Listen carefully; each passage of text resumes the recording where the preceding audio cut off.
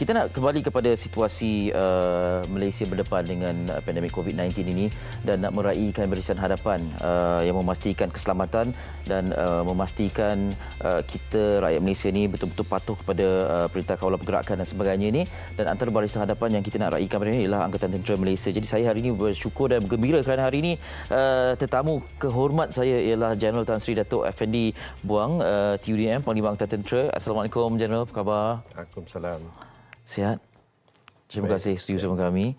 Baik, sebagai permulaan ni barangkalilah sebagai Panglima Angkatan Tentera Malaysia, apa yang boleh Jeneral perkatakan tentang kerjasama yang dilakukan yang diberikan oleh pihak Angkatan Tentera Malaysia dalam mendepani situasi COVID-19 ini?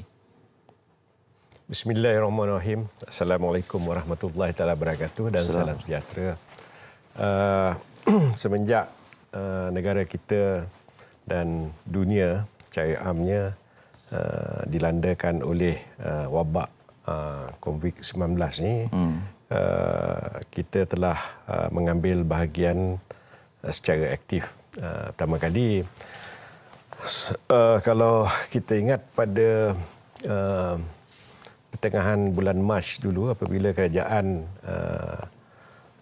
mula mengambil inisiatif untuk melancarkan PKP, antaranya adalah ATM telah diarahkan untuk mengambil bahagian dan menyokong dan memberi bantuan kepada PDRM dan juga agensi-agensi kuasa lain untuk melancar ataupun membuat kerja penguasaan supaya PKP ini dapat dijalankan dengan secara efektif. Pada masa tersebut, saya berbincang dengan IGP bagi pihak PDRM untuk ATM, cara-cara yang mana kita boleh memberi sokongan kepada PDRM. Semenjak hari itu, pada 20 hari bulan Mac, kita telah mula membuat tugas kita, di mana kita telah pun menjalankan sekatan jalan raya dan juga rondaan bersama dengan pihak PDRM. Dan apa yang kita lihat dalam PKP 1, PKP 2 ni, kita punya tugas dan juga fungsi-fungsi yang diperlukan kan telah pun bertambah kan. Antaranya apabila pihak KKM memerlukan kita membuat pengawasan semasa PKP D, apa yang kita lihat seperti di City1 dan juga Malayan Mansion dan juga Selangor Mansion, kita telah masuk dan mengepung tempat tersebut dengan meletakkan dawai berduri, dan juga anggota-anggota kita telah pun berkawal ke situ sepenuh masa. Fungsi-fungsi ini semakin hari semakin meningkat. Tapi yang pentingnya adalah penglibatan ATM dalam menangani pandemik ini adalah satu daripada kewajipan dan komitmen kita. Seperti kita sedia maklum bahawa tugas utama kita adalah untuk menentukan kedaulatan dan juga pertahanan negara tidak dikacau dan juga boleh menentukan kesejahteraan rakyat. Itu adalah tugas utama kita. Tapi apabila negara kita dilandakan dengan masalah pandemik ni, dikirakan ini adalah satu daripada ancaman yang besar. Jadi bagi saya ATM tidak boleh saja berpeluk tubuh dan melihat pasukan penguatkuasa yang lain bertungkus lumus, kan. Ini adalah kewajipan kita, dan kita akan buat apa yang kita boleh buat. Kita kena faham bahawa ATM ni kita telah pun ataupun memang ada beberapa keupayaan dan kepakaran lain yang sedia ada, yang boleh membantu. Bukan saja untuk pihak penguatkuasa, tetapi seperti Kementerian Kesihatan. Kita ada perkhidmatan kesihatan sendiri di mana kita cukup dengan ada hospital, doktor, jururawat, anggota-anggota perubatan yang lain, dan juga peralatan-peralatan yang lengkap. Walaupun tak besar, tetapi kita boleh membantu. Di sini juga, kan, kita telah secara langsungnya kan, memberi sokongan. Antara apa yang telah kita lakukan adalah membantu, kan, pihak KKM, antaranya adalah kawasan pusat kuarantin di Maib Sedang, kan. Kita menggunakan anggota-anggota perkhidmatan kita. We have our doctors, nurses, and also ada medical assistant gitu. Dan pada masa yang sama di pintu-pintu masuk seperti di KLIA untuk membuat saringan kesihatan kepada anggota ataupun rakyat-rakyat Malaysia yang baru balik daripada luar negara, kan, dibuat saringan di situ, kan, dan di beberapa tempat yang lain. Inilah antara beberapa tugas dan juga tanggungjawab utama yang kita lakukan, kan. Selain daripada itu, kita pun tahu, kan, ATM juga secara langsungnya telah membuat pengangkutan, mana-mana pengangkutan terutama sekali untuk menghantar bekalan perubatan, PPE, dan juga menghantar makanan di kawasan pedalaman di Sabah Sarawak pun kita telah mengarahkan anggota dan juga aset-aset kita untuk melakukan perkara tersebut. Kan, insya-Allah semua tugas-tugas dan juga sokongan yang diperlukan telah dapat dilaksanakan secara efektifnya, dan alhamdulillah, kan, daripada semenjak kita mula hingga sekarang ni, kan, saya rasa ATM telah memberi satu bantuan yang saya rasa amat tinggi sekali nilainya terhadap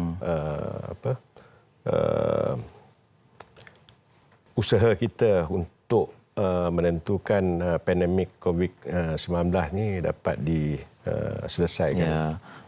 General, kita bercakap tentang pembabitan ATM beberapa hari selepas fasa pertama PKP.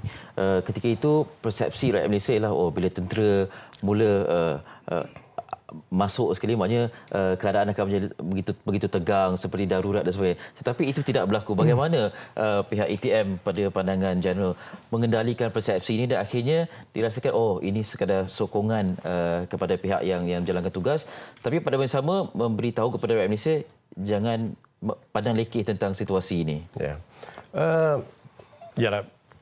Kita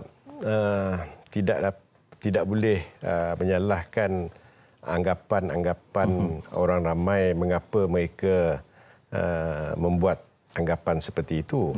Kan, seperti yang kita telah lihat di media-media, kan, semasa penglibatan tentera daripada di negara luar, kan, apabila tentera masuk untuk membuat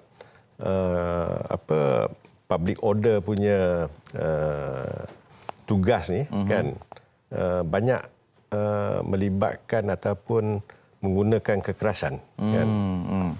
Jadi dengan ada persepsi begitu, kan, apabila diberitahu bahawa ATM akan masuk, kan, orang ramai berasa ini mungkinkah perkara-perkara tersebut boleh berlaku, kan.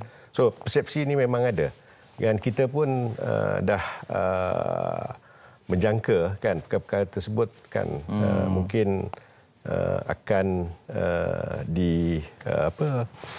secara bagaimana rakyat melihat kita pada masa tersebut, kita boleh jangka ini akan terjadi, kan.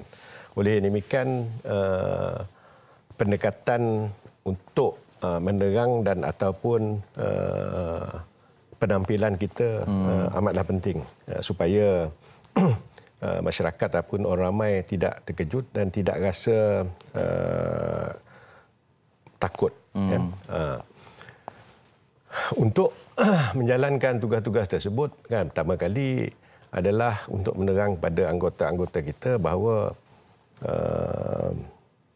satu tugas kita adalah untuk membantu negara kita, kan, menjalankan ataupun menyelesaikan masalah COVID-19 ni.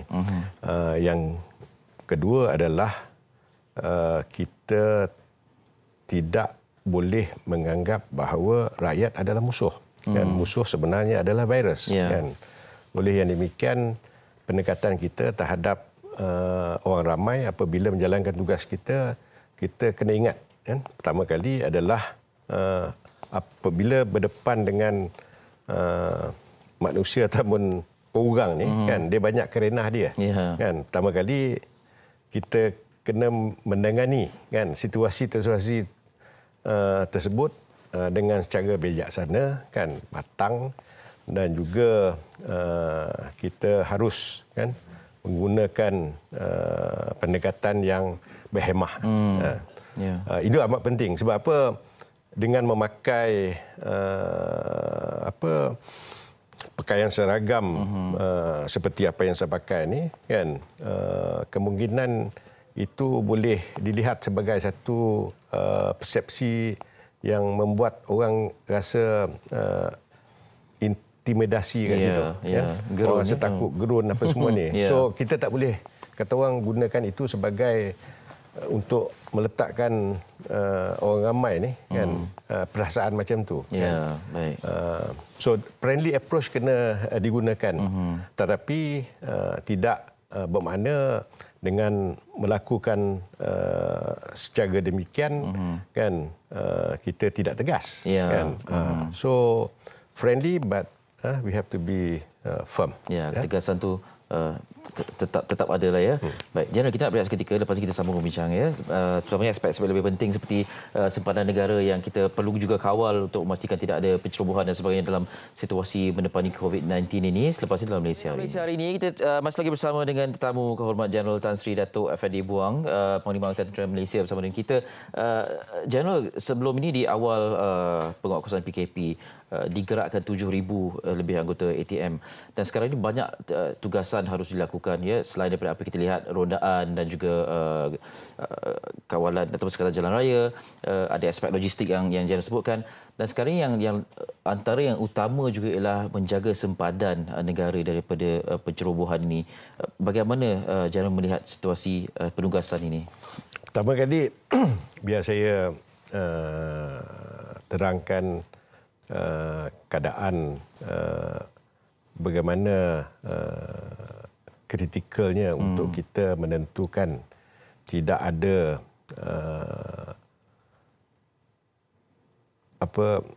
pendatang daripada luar, ya, masuk ke dalam tanpa dikesan dan juga tanpa dibuat kuarantin yang sepatutnya. Apabila dalam keadaan PKP ini, setiap pintu masuk yang ada ni, kan, setiap orang masuk daripada luar, kan, kita letak dia orang kat pusat karantin, kan, 14 hari, tentukan dia betul-betul okey baru dia masuk dan bercampur dengan masyarakat dalam Malaysia ni. Mana dia kita dah pusing habis kan. Dah kata orang dah kontrol habis. Itu bagaimana seriusnya kan kita untuk menentukan tidak ada kes-kes import masuk ke dalam kan. Dengan keadaan macam tu, you bayangkan kan ni kan, jika kita tidak letak kita punya ataupun titik beratkan kan kawalan sempadan kita, sebab seperti mana yang kita tahu sempadan kita ni luas ya, dan juga senang kalau kita tidak berhati-hati senang dibolosi kan. Sempadan perairan kita, sempadan darat kita memang besar kan. Kalau kita nak letak orang kat situ memang tak cukup. Betul lah dia. Kan? So perkara ni pada masa yang sama kita tidak boleh memberi peluang untuk dia dibolosi, sebab kalau saya bagi analogi ni kan, pintu depan ni kita double locking air seal, tetapi pintu belakang kita terbuka ataupun tak ada pintu kan. Bayangkan macam tu kan. So usaha-usaha yang kita dah buat selama lebih kurang kat 2 bulan ni kan, untuk menentukan tak ada kes daripada luar ni kan, akan sia-sia. Oleh yang demikian kan, pada masa yang sama untuk menentukan pandemik ni kan dapat dikawal secara ketatnya, maka kawasan sempadan ni kita perlukan perketatkan supaya tidak dapat dibolosi langsung kan.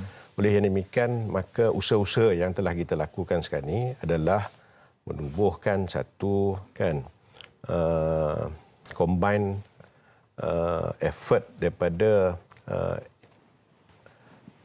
agensi-agensi penguasa lain kan. Jadi kolaborasi ini telah pun dibuat, dan buat masa ini kan semua agensi-agensi penguasa ni kita kumpulkan kita punya tenaga, usaha keupayaan kita dan aset-aset kita supaya kita dapat menjaga dia dengan secara lebih efektif. Ada beberapa hotspot area yang kita jangka akan digunakan oleh pendatang ataupun orang-orang yang sebagai tali barut untuk membawa pendatang ni menggunakan jalan-jalan ini kan. Kita akan letakkan 100% segala usaha kita ni. InsyaAllah saya rasa ini boleh dilakukan, dan pada masa yang sama kita menggunakan ini untuk template untuk kita gunakan pada masa hadapan ni, menentukan kes-kes pendatang tanpa izin ni kan dapat kita kawal dengan lebih ketat lagi. Okey. Gerald bercakap tentang jaga pintu depan, jaga pintu belakang dan juga jaga dalam rumah itu sendiri. Jadi inilah tugasan yang bertalian arus selagi tidak ada stand down, selagi itu akan digerakkan keanggotaan ATM ni bersama dengan agensi lain. Jadi dari segi menggerakkan keupayaan dan kekuatan ATM ni bagaimana? Sebab ialah antara perkara yang dibimbangi juga ialah dijangkitan kepada anggota sendiri. Jadi bagaimana pengendalian ini? Kalau boleh share ringkas. Kita tak semasa kita meletakkan anggota kita untuk tugasan-tugasan seperti ini kan, kita dah ada SOP kita kan. Pertama kali adalah untuk menjaga anggota kita daripada dijangkiti kan, sebab mereka akan berdepan dengan orang yang kita tak tahu sama ada ke tak ada jangkitan tersebut. Memberi mereka protective equipment, penggunaan basic PPE ni, sarung muka, cuci tangan, hand glove kan, dan juga beberapa equipment yang lain yang kita rasa sesuai untuk tugas-tugas tertentu. Itu satu. Kedua adalah untuk mereka selepas bertugas ni, kita tentukan mereka akan dibersihkan kan. Dia orang tak akan balik rumah dulu, dia akan pergi ke pasukan mereka kan. Di situ mereka akan dicuci Cuci makna dia kita tentukan pakaian yang diorang pakai tu ditanggalkan, kan, mandi, kan, lepas tu tukar pakaian lain baru balik rumah, kan. Pakaian tu orang lain yang cuci, kan. Nanti besok dia orang datang kerja, datang situ pakaian yang dicuci tu mereka pakai. So makna dia daripada situ kita dapat bersihkan dia orang, kan. Pada masa yang sama kita dapat menentukan, kan, jika ada yang terlepas, kan, family mereka akan terselamat, kan, tidak dapat kata orang dijangkiti oleh penyakit ini. Itu yang kata orang perkara asas yang kita sentiasa tegaskan. Of course pada benda-benda lain yang kita ni sentiasa memberi nasihat kepada mereka supaya tidak terdedah dengan apa-apa cara pun, kan, semasa mereka bertugas ni. This is very important. Betul. Baik, sebenarnya begitu getih tugas mereka ini berpanas berhujan dan jangka masa yang panjang dan kita tidak tahu bila tugasan akan selesai. Apapun kita doakan yang terbaik. Jeneral, terima kasih banyak-banyak sudi bersama kami dan kita harapkan tugas dapat dijalankan dengan sempurna ya, mewakili Angkatan Tentera Malaysia. Jeneral Tan Sri Dato' Effendi Buang, Panglima Tentera bersama dengan kita. Kita doakan yang terbaik kepada frontliners terutamanya yang sedang menjalankan tugas sekarang ini dan menjalankan dengan sebaik-baiknya terutama dalam bulan Ramadan ini. Terima kasih sekali lagi, Jeneral. InsyaAllah kita jemput lagi dalam masa akan datang.